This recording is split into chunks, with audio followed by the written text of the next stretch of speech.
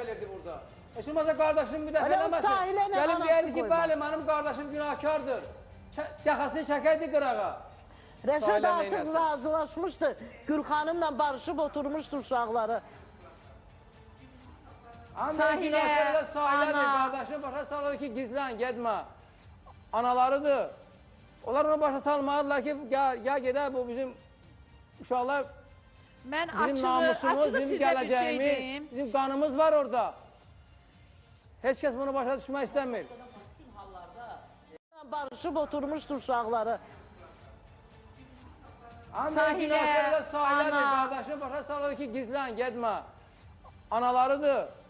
Onlar ona başa salmalıdırlar ki, ya gedər bu bizim uşaqlar, bizim namusumuz, bizim gələcəyimiz, bizim qanımız var orada. Heç kəs bunu başa düşmək istəmir. Mikrofonsuzsuz, mikrofonsuzsuz. Bir de mikrofon ver de hanım. Var, arkada var.